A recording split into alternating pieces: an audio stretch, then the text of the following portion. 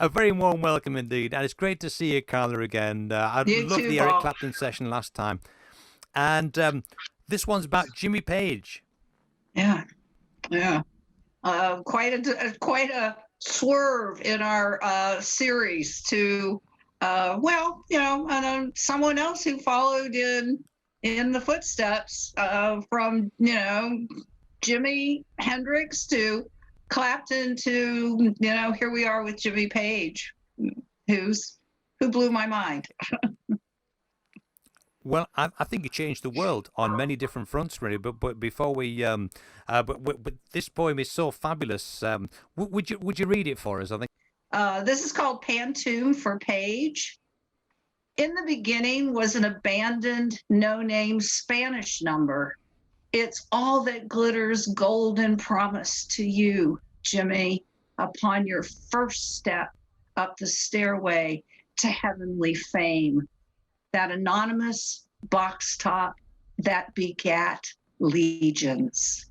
Glittery double necks, gold-toned acoustics, all promise-keeping. Their sign on the wall is alchemical. Your magi fingers flame on. Hoffner, Martin, Vox, Ovation, Tele, Strat, Roland, Alembic, Baritone, Harmony, Dan Electro, Graziano, Gibson Les Paul, ES, EDS, ES5. Your magical fingering of them is your signature flaming alchemy. It makes me wonder, oh God of cock rock, wonder about your sonic griminess, warm, woozy, wickedly played long riffs, like quicksilver, unleashed, lusty, carnal fevered, and priapic, archetypal as smoke through trees. How wonderfully cocky your ungodly wang bar abuse, your rocking supersonics. I hear your spirit is crying the power of mystery as you torture the life out of your guitars, fretting up and clattering your ocean-sized chords. I am not alarmed. I know there are two paths. I can change the road I'm on. Mysteriously, torturously, come these inspirited lines, crying, powerless before you, my ruthless sultan of slash, who cannot hear, even if you listen very hard. My head is humming. I fear I can shine no white light, nor can I buy your stairway to heaven in this bow-droned, prostrate poem. that is beautiful, Karla. I think it's incredible. Can I ask you the process you went through to write this? Oh, yeah.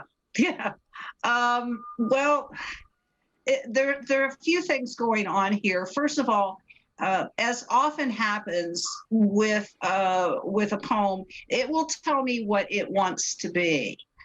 And given the nature of Jimmy Page's his riffs and his solos, and how when you think about like Achilles' Last Stand, that's an 11-minute solo. And he just could go on and on and on and on with this incredible energy. And so I knew I needed a poem, a form of a poem that lent itself to that kind of complexity. And a pantoum is the perfect, I thought, the perfect form for this. And the poem said to me, the Jimmy Page poem, it's going to be a pantoum. And I said, okay, poem, I'll go that route with you. And the pantoum is, it's it's an old form. I can't tell anybody. I couldn't tell you where it really or when it really started, but it came out of Malaysia, of all places. And in 1812, for the first time, it was translated from the Malaysian, or the poem. Some of the poems, the Malaysian poems, were translated into English. So it came into then my heritage. So 200 years ago, and it's one of those forms that makes the poet take lines and repeat them. It's kind of braided the way it works. So you have a second line and a fourth line that get repeated in certain spots, and it keeps going in these quatrains. And so you're weaving repeated lines, and as poets do, you can take liberties, and instead of repeating word for word those repeated lines, I borrowed key elements. So you'll hear words like, sonic then become supersonics. So there are words that are drawn from those lines as it moves through the poem. So I knew I hit on the right form to try and do Jimmy justice. I mean, somebody who can stand there and belt out this, beat up those guitars to come up with an 11-minute solo, for example, is astonishing to me. And it's not even, Paul, it's not even that I have been a Jimmy Page fan. Certainly Stairway to Heaven, of course, and a whole lot of love. And beyond that, I didn't know that much about Led Zeppelin. So I read a biography, 600 pages of biography about Jimmy Page, and took copious notes. This is my journal. This is where it started. And these are just, notes about the different guitars he owned and different notes about, what's a rave up? Okay. I had no idea what that was. So a lot of homework, thinking about the form of the poem, and then trying, and the ultimate goal was to do him justice. And part of the magic, I think, in this particular pantoum is that, okay, besides all that work that goes into those repetitions, is I wanted to weave key phrases from Stairway to Heaven into it. And somebody can actually sit there and pick through it and go, oh, all right, your first step up the stairway of heavenly fame. So I'm drawing from the lyric of Stairway to Heaven throughout the poem. And that gives it some of the unity, I think, as well as an aspect of my tribute to him. So you can look for those little clues along the way from the lyrics of Stairway to Heaven, which is just kind of the fun part, but it gave me, again, another way to ground the poem in a reality of a song that meant so much to me when it came to Jimmy Page. It is, and when I look through it, I mean, every time I look through it, I find something different, and it's amazing how you've actually weaved. I won't give it all away because obviously people want to read it, but how you weave these lyrics, or maybe change them slightly, and also the fact that when I read through it, I'm looking at it right now, is that you start off with in the beginning was an abandoned no-name Spanish number, which was his first guitar. I think he was given a guitar. Is that right? He actually he wasn't given it. His folks moved the family to a new apartment when I think he was 14 or 15, and they moved into this new apartment empty, except in one of the bedrooms was this little no-name Spanish guitar, and it sat there for about 3 weeks, and he finally picked it up and started messing around with it, and that was his first guitar. And it was totally a twist of fate. that it was sitting in this apartment, this empty apartment that they moved into. What was that all about? Waiting for him, like. So, and eventually, a few weeks later, he picked it up and started messing around with it, and that was the beginning. I think the Spanish guitar. I always hear a lot of different influences in, like, "Babe, I'm Gonna Leave You."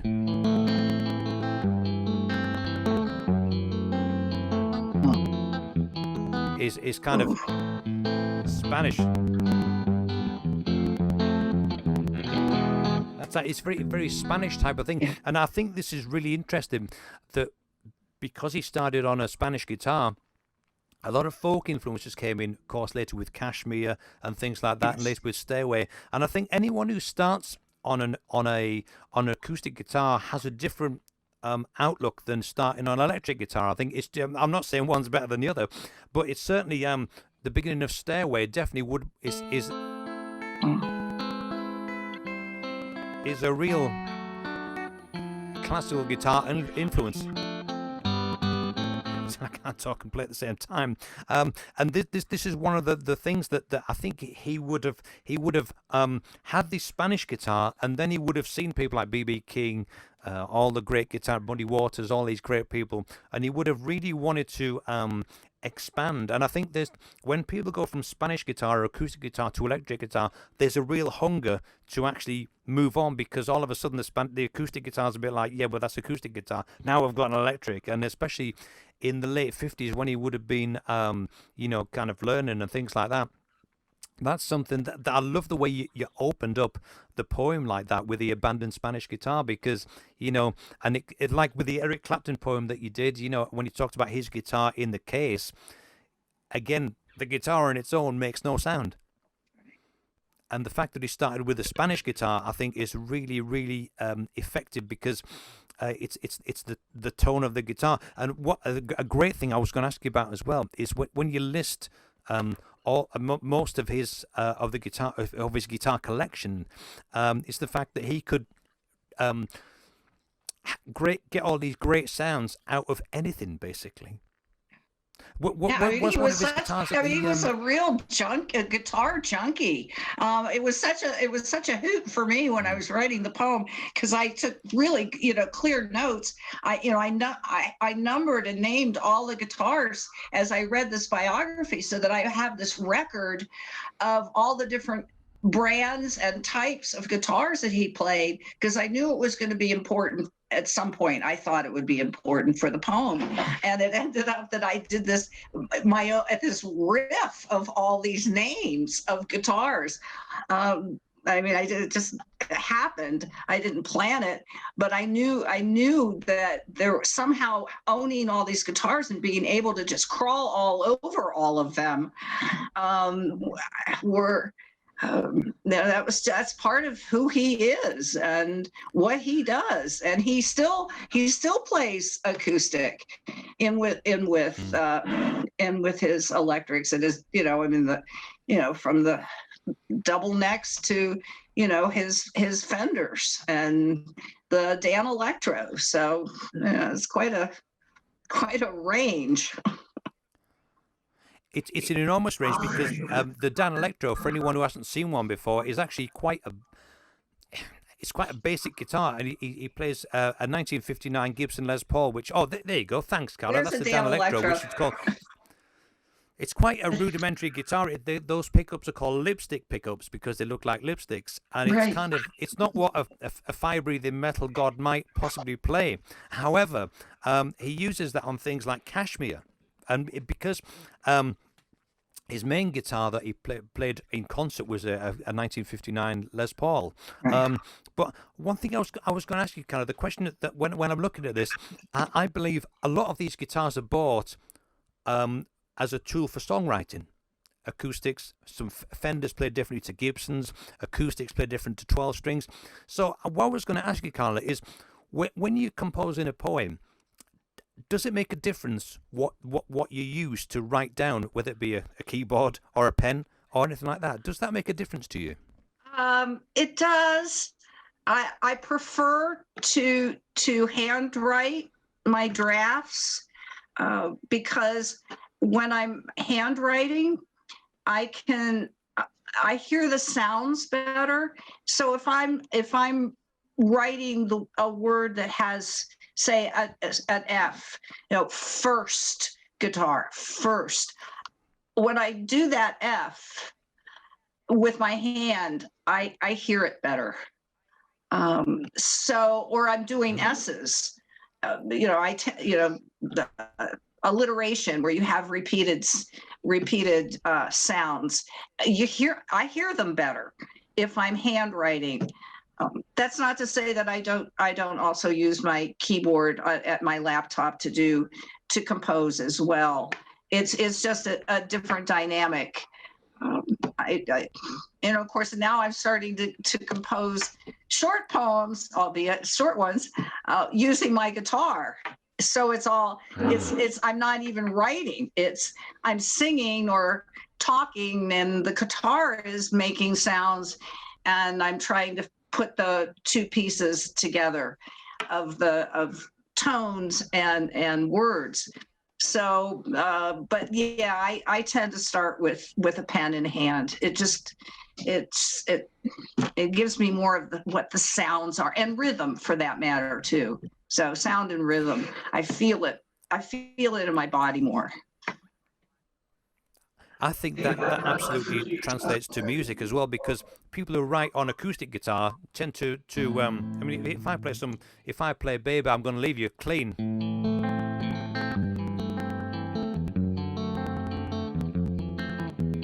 now if I start to put overdrive on that, it kind of takes me in a different direction, because it's not clean enough. But if I'm playing A Whole Lot of Love,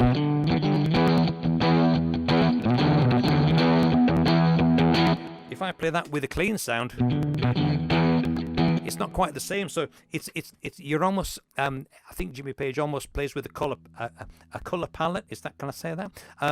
As to what he would write differently on a Les Paul than he would on the Dan Electro or the Stratocaster. And certainly with the acoustics. And I wondered, I have no proof of this, but I wondered with Stairway, because there's so many different. There's that bit. Oh yeah. That bit, and whether, because he did so much session work in the 60s playing for everybody, the Kinks, Tom Jones, loads of things, and also the fact that he was surrounded also by great musicians. John Paul Jones, one of the greatest bass players of all time, and also a chorister, would you believe, and a brilliant arranger. He would write choral music, and he's just a master musician. John Bonham, yeah. In my favorite drummer of all time, but he was influenced by Buddy Rich and things like this. So he's bringing in, and Motown, he's bringing in a totally different view to the mix. And of course, Robert Plant, because when you mentioned cock rock, I mean, Robert Plant is the archetypal man of cock rock, and I think it's amazing the influence of Led Zeppelin on not just music but popular culture. With the imagery. And I wanted to ask you, because the mysticism was a big part of Led Zeppelin with the four cymbals, and Jimmy Page allegedly was a fan of Aleister Crowley. I think he bought Aleister Crowley's house. He did, yeah. He bought the estate.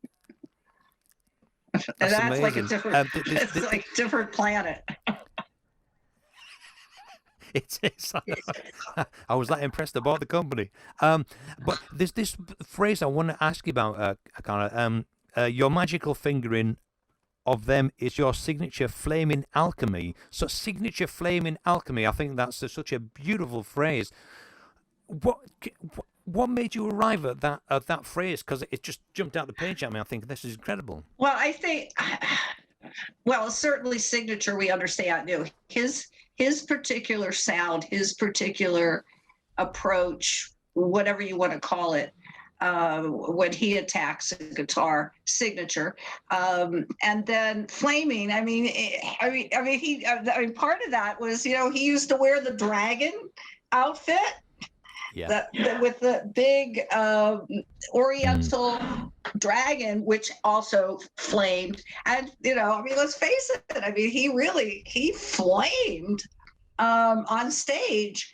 And then the alchemy ties into this mysticism even though he didn't really write Stairway to Heaven, and I mean, you could spend hours researching just interpretations of that song. I mean, people are going to be writing, if they haven't already, doctoral dissertations on the lyrics of Stairway to Heaven. But that he did have that he was grounded in mysticism, of course, and then with time in Morocco and everything, and bringing back some of that mysticism from North Africa. I mean, clearly, I mean, he had this, kind of pagan orientation to spirituality that comes through in his playing. And, he was a magician. And I refer to him as a magi, and I see him that way, the magician. That is so true with the Moroccan influence. They both Plant and Page went to Morocco, didn't they? Yes. There's some different tunings that come out of Morocco. It was a guy called Davy Graham who invented a tuning called Dadgad, which I won't do now because I'm in a different tuning. But Kashmir, of course, is the tune that kind of people associate with that. And the reason it sounds, he does it in a different tuning, but I'll kind of just demonstrate.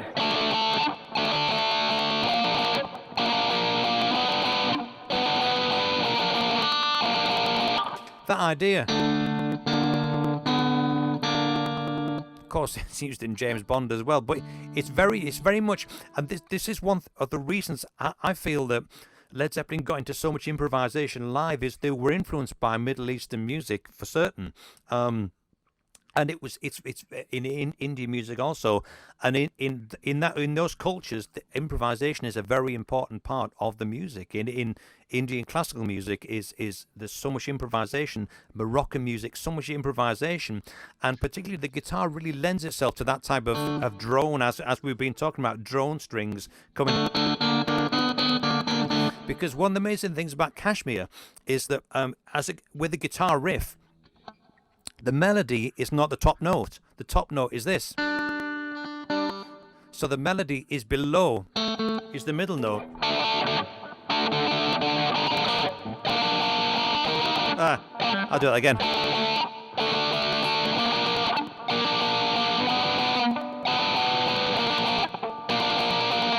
So that's a really interesting thing, because Stairway to Heaven, for instance, the melody is on the top, the highest note. And another aspect, I think, which with the Flaming Alchemy, is the fact that he played so much music and is so knowledgeable about music. Stairway starts off almost like feelings, kind of. My funny Valentine, summertime. It's kind of it's a musical technique, a mechanical, a technique that people use. That the top country motion, so the bass goes down and the melody goes up, so the bass goes down and the melody goes up.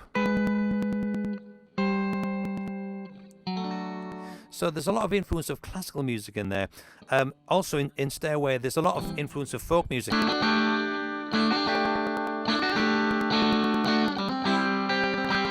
That would have been really, I think that would have been an acoustic guitar type of part. And then at the end of it, with the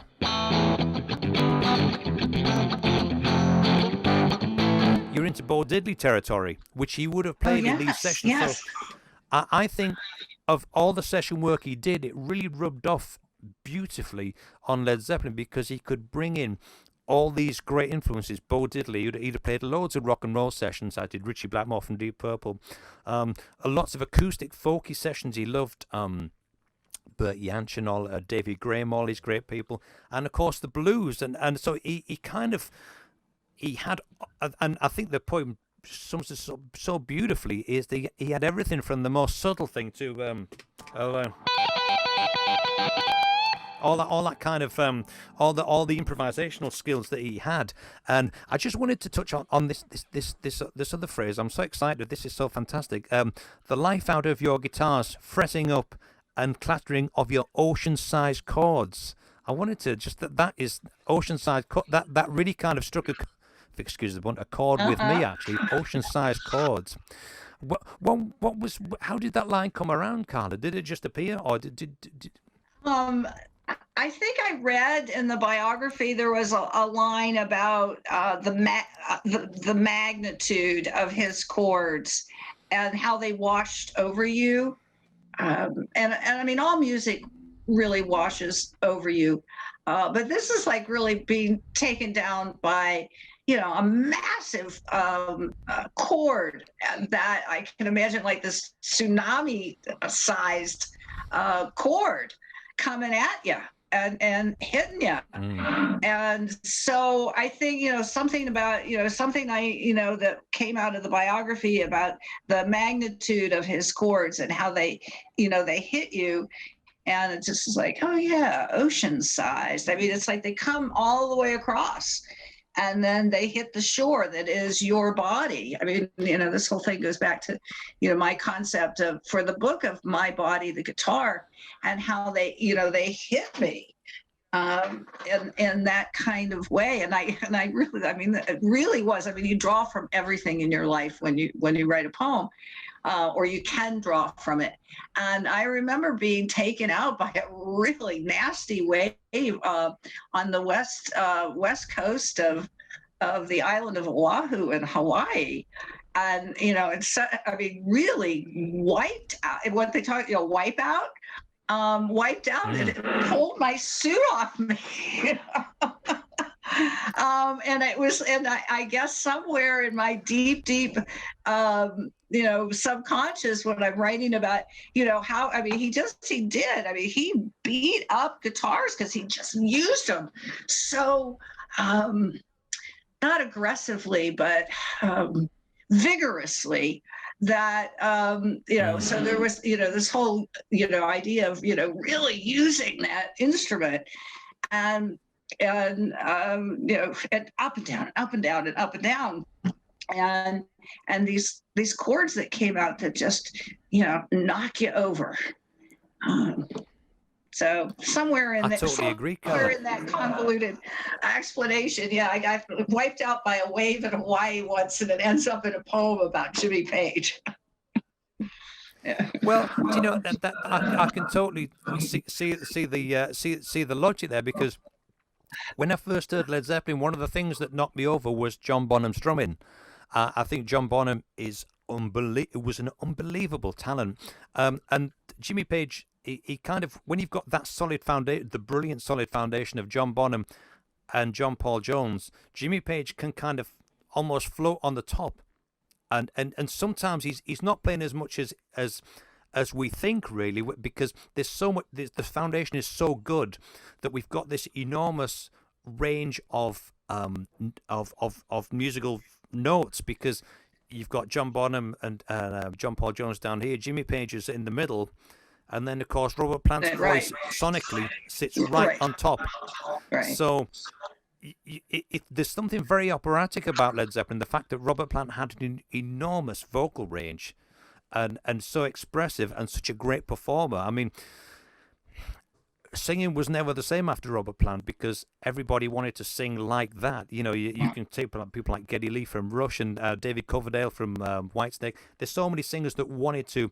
Brian Johnson from AC/DC, that he kind of broke the mold. And I can't think of anybody before Robert Plant that could sing like that, was singing like that. He was kind of taking the blues and morphing it into something different, his take on it, you know, and I think that ocean-sized chords. So to me, some of his ocean-sized chords. There is a tune called "The Ocean," but the Rain song, for me, I kind of it blew me away, because the intro is kind of.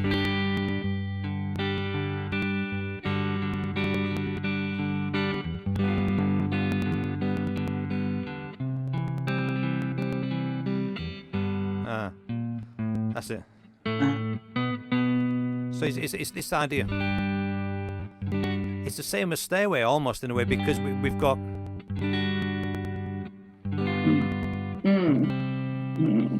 It's really interesting.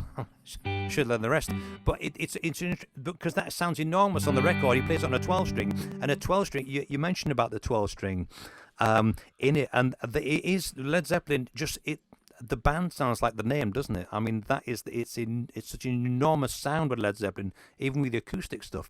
Another line I wanted to ask you about, Karla. I just stopped and smiled when I saw this. Before you, my roots are the Sultan of Slash, who cannot hear even if you listen. I mean, Sultan of Slash is. I just like. Well, I had to read it twice because all was beautiful. What made you? What was behind that line for you? Um, well, certainly. I mean, there have been critics and theorists, I guess, who write about his music, and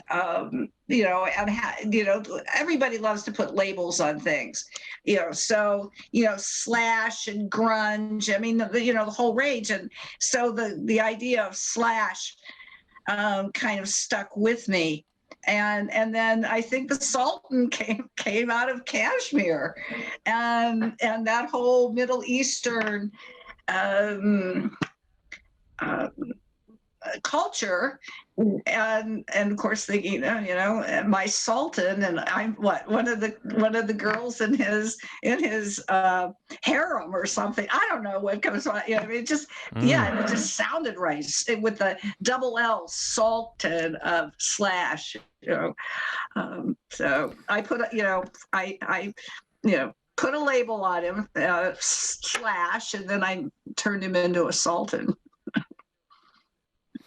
Well, I think it's such a great.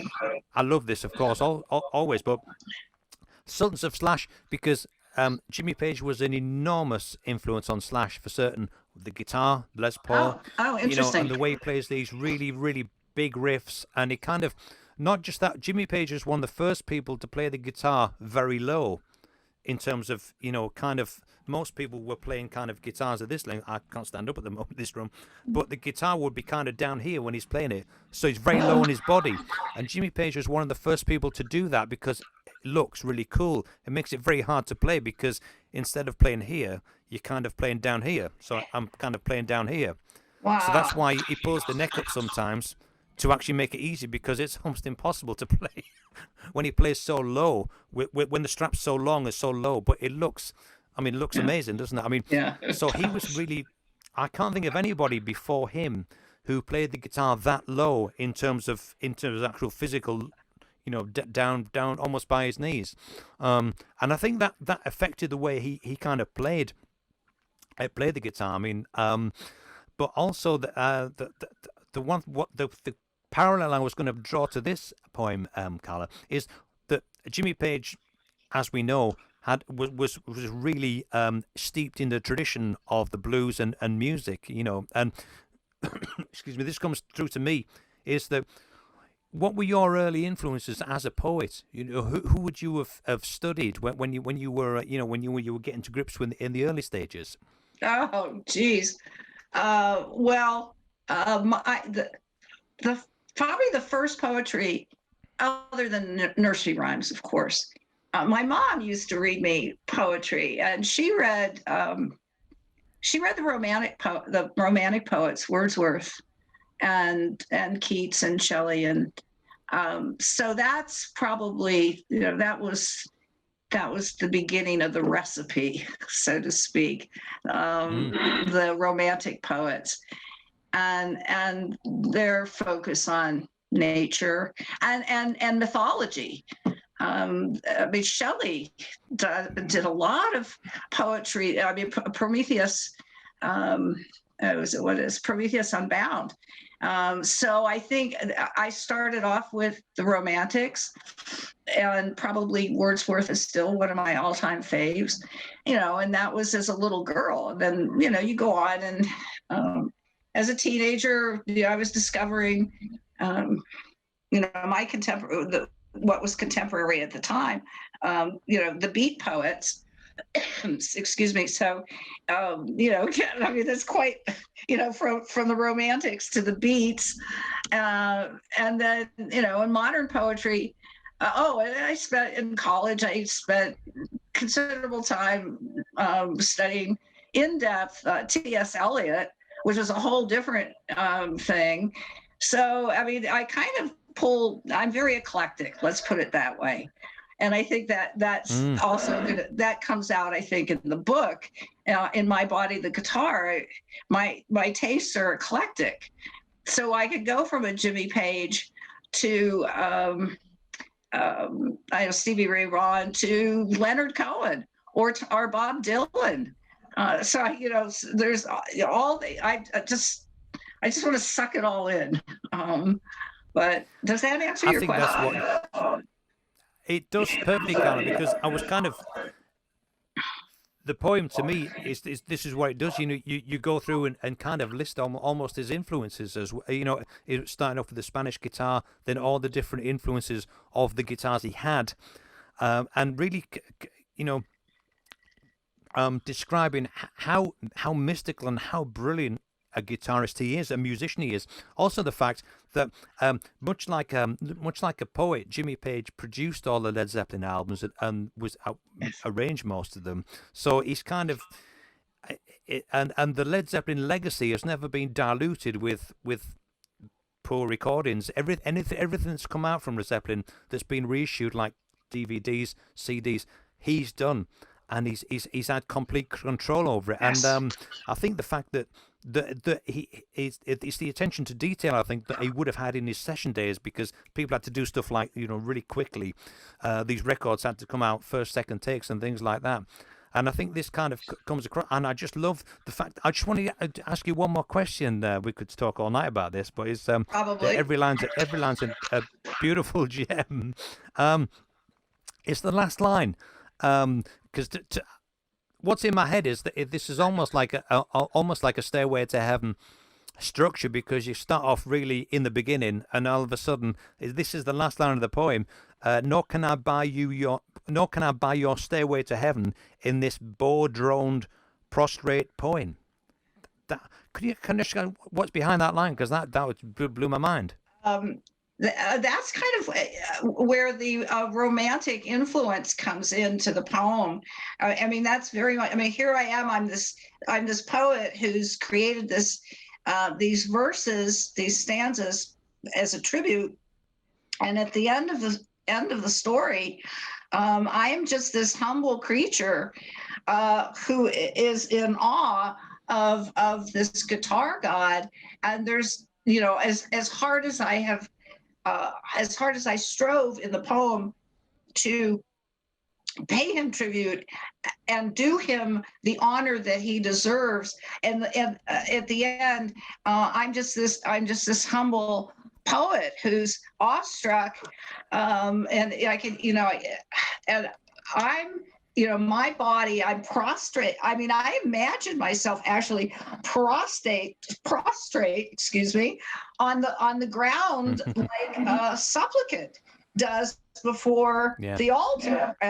It's just, and that was the vision that came to me. No matter how hard I tried, I felt that I still fell short. And of course, the bow droned. I mean, he used, that was one of his things was, he used a violin bow or a cello bow, actually, wasn't it?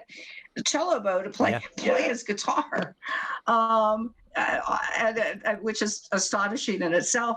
And I really felt like, he had done a number on me, and there was no way that I could achieve his level of glory. So there I am as the humble poet, prostrate on the ground before him, having been played. It's an amazing line. And like I said, I could ask you about every line in this, and maybe we will in the future, because it's just a wondrous poem, and it's only the second episode, Karla. So thank you so much for analysing this. It's maybe it's great to play a few Led Zeppelin riffs to kind of maybe punctuate what's going on. But it's going to be an amazing, mind-blowing book. So thank you so much, Karla, for your time today. This is incredible. It's always a wonderful conversation with you. Well, I always learn so much, and I really look forward to the next one. Okay, we'll see what's up. Absolutely. Thank you so much, Karla. All the very best. Thank you. All right. Thank you, Paul.